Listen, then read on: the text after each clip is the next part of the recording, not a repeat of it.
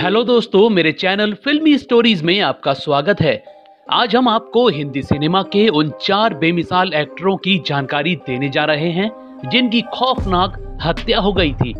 इनके हत्याकांड ने पूरे सिनेमा जगत को हैरान कर दिया था।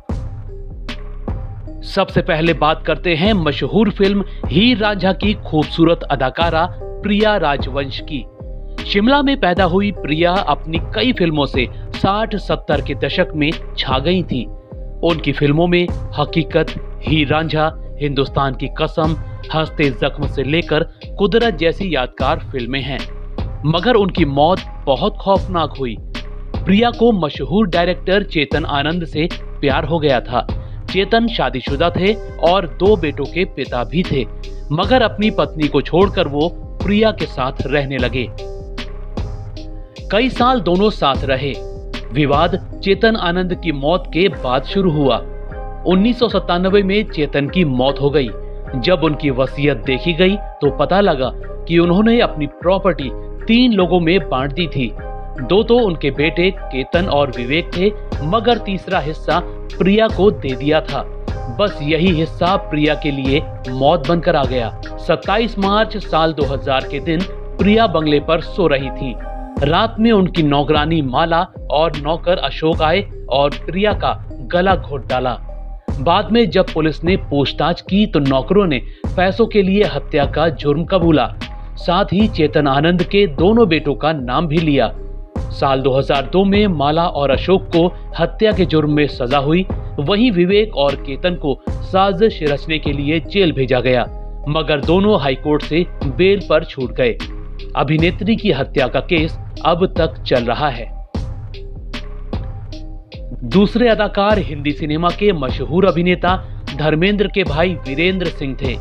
हिंदी सिनेमा की जगह पंजाबी फिल्मों में वो सुपरस्टार हुआ करते थे। 15 अगस्त 1948 को फगवाड़ा पंजाब में पैदा हुए वीरेंद्र की सिर्फ 40 साल की उम्र में ही बेरहमी से हत्या कर दी गई थी। ये बात 6 दिसंबर 1988 की है।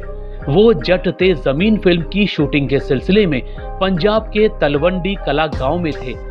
शूटिंग चल रही थी कि सेट पर गोली चलने की तेज आवाज ने सबको चौंका दिया। अचानक सबकी नजरें वीरेंद्र पर पड़ी, जो जमीन पर पड़े पड़े तड़प रहे थे। लोग उनकी तरफ दौड़े और उनको बचाने की कोशिश की, मगर तब तक उनकी दर्दनाक मौत हो गई थी। हैरानी की बात है कि उनके हत्यारों का पता आज तक नहीं लग सका है। कुछ लोग आतंकवादियों का नाम लेते हैं तो कुछ उनसे जलने वालों पर आरोप लगाते हैं। तीसरी हत्या 60 और 70 के दौर की मशहूर अदाकारा रही उर्मिला भट्ट की हुई थी। देहरादून में 1934 को पैदा हुई उर्मिला के खौफनाक कत्ल ने सबको हिला डाला था।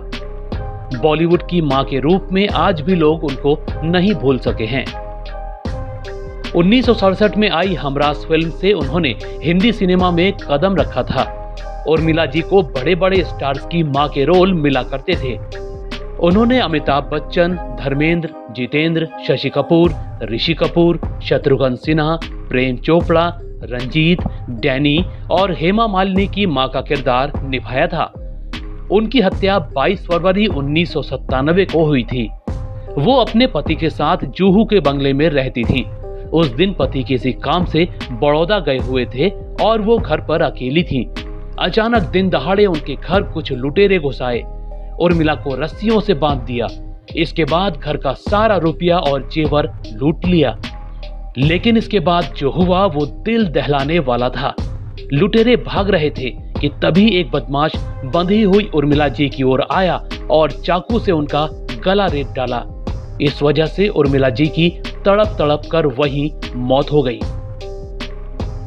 चौथी हत्या अभिनेत्री सईदा खान की हुई थी, जो 60 के दशक में बड़ा नाम हुआ करती थी।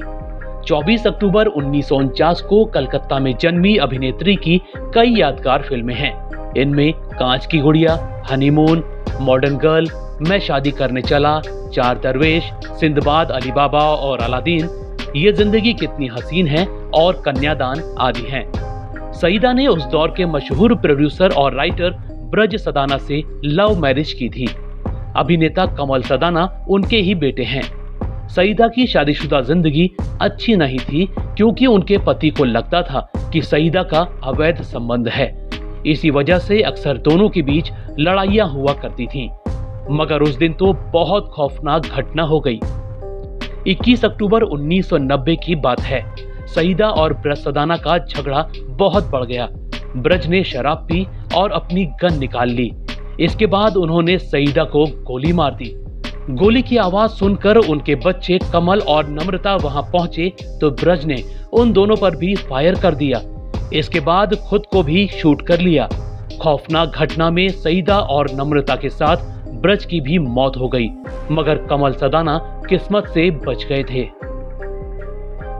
दोस्तों, आपको इन चारों एक्टरों में सबसे खौफनाक अंत किसका लगा था, हमें कमेंट में जरूर बताइएगा। हिंदी सिनेमा से जुड़ी और ज्यादा जानकारियों के लिए आप मेरे चैनल फिल्मी स्टोरीज को सब्सक्राइब भी कर सकते हैं। बस बेल आइकन दबाना मत भूलिएगा।